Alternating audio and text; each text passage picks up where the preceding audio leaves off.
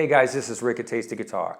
Today I'm going to be breaking down probably one of the most important strumming patterns in all of R&B and soul rhythm guitar playing. The chord changes in this lesson are based upon 100 Ways by James Ingram, a great tune. We're just kind of looping some of the changes. There's really nothing that's all that complicated about this rhythm pattern, but to make sure we get the right feel, I'm going to slow it down completely, show you how to get the right sound on those accents and the right feel when sliding into the chords. I'm also going to give away the backing track for this lesson to my subscribers at TastyGuitar.com. So if you're not subscribed over there already, come on by, subscribe for free.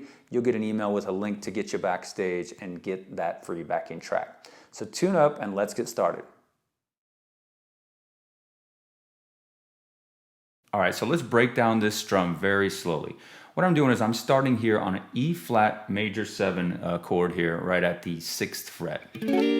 Typical E flat major 7, nothing special here. I'm just leaving the root off. So no root there. Playing the top 4 notes in the chord. Okay, now this is 16th note feel, so you need to keep your right hand moving in 16th notes. Now in this rhythm, we're going to be sliding into the chord, but I'm going to show you without sliding it first. Okay, basically you're going to be hitting the 1st and the 4th 16th note of that first beat. So it's like this. 1 E and right? 1 E and Just keep your right hand in motion and miss those 2nd and 3rd 16th note strums. So 1 E and 1 E and All right, now right on beat 2, I'm coming down on dead strings, so I'm releasing pressure off my left hand chord here, releasing pressure there. I'm coming down on dead strings, and I'm going to be doing this by actually muting the strings with my right hand at the exact same time that I'm hitting the strings. So it's kind of like this motion. I come down and palm mute those strings right down here at the exact same time I'm hitting the strings with my right hand there. So make sure also you do not have any pressure on your chord here. Right on beat 2. Okay, so the 1st and 2nd beats together then would be 1 E and a 2. 1 E and a 2. Come right down on those strings, kind of forcefully. We really want to hear that kind of percussive sound. 1 E and a 2. 1 E and a 2. Now on the tablature, you'll notice I'm also sliding into the chord.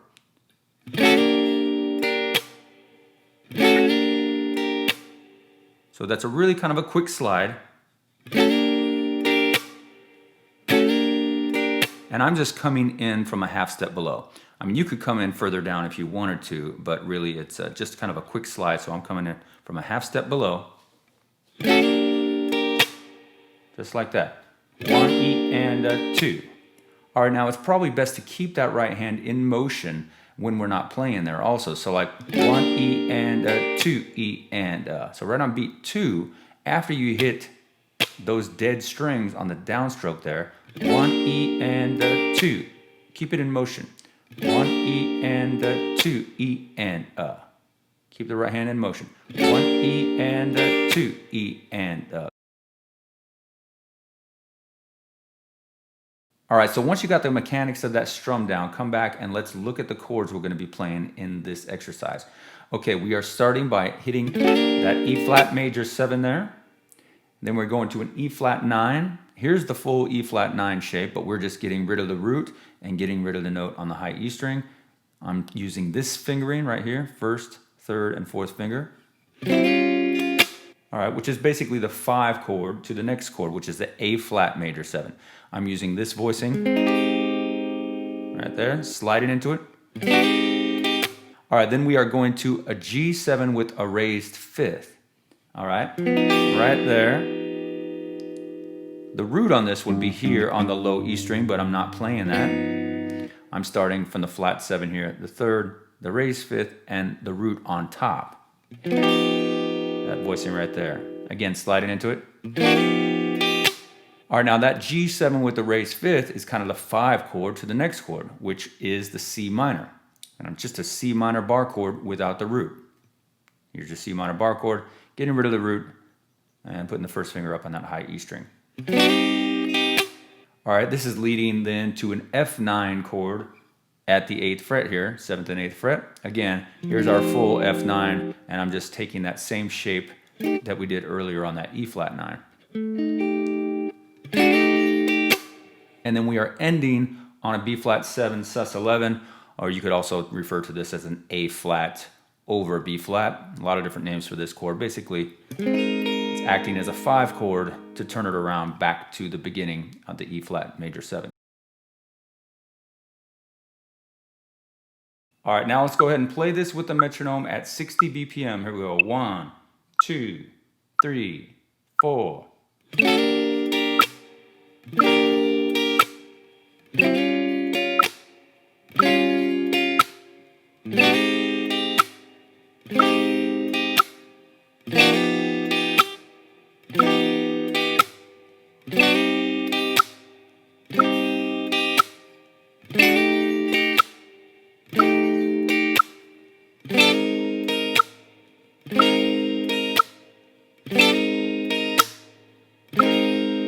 Again.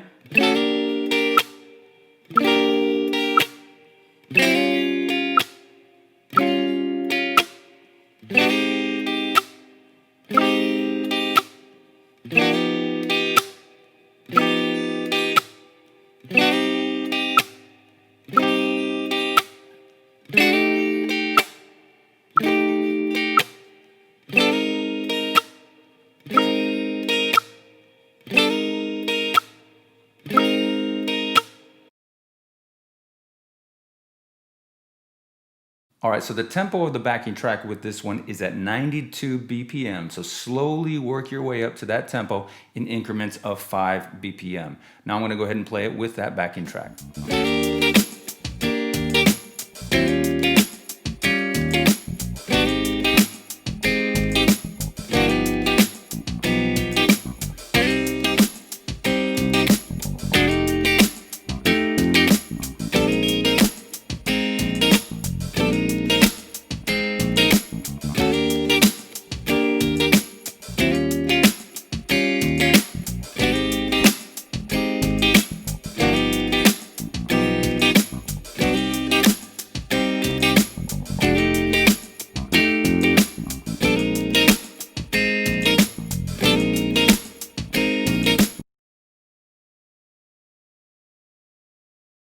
All right, so once you can get up to that tempo really cleanly, then you're more than welcome to throw in a little bit more percussive notes, a little more slides, just give it a little bit more feel. I'll kind of demonstrate that a little bit too.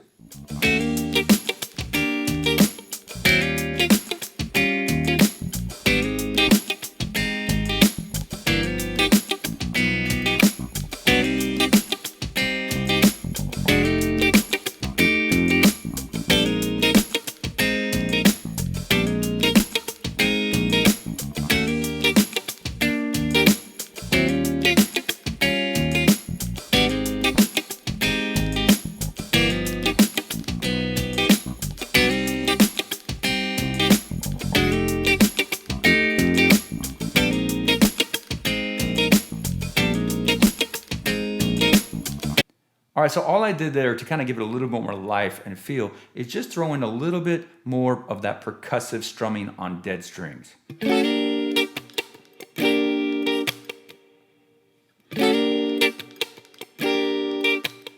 Just like that.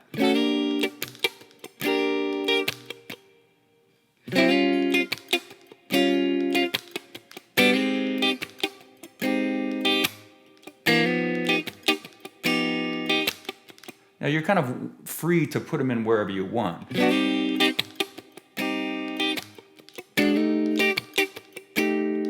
Just kind of keep that right hand in motion.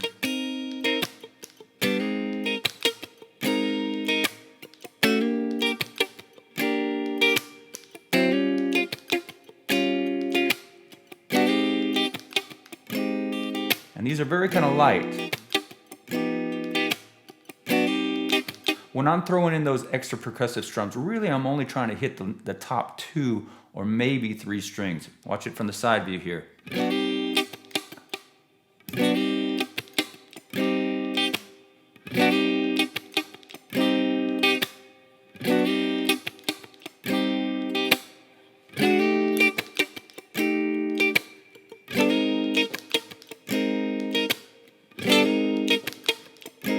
All right, guys, thank you so much for coming by, and I hope you enjoyed this lesson. Definitely one of the most important strumming patterns to learn in these styles.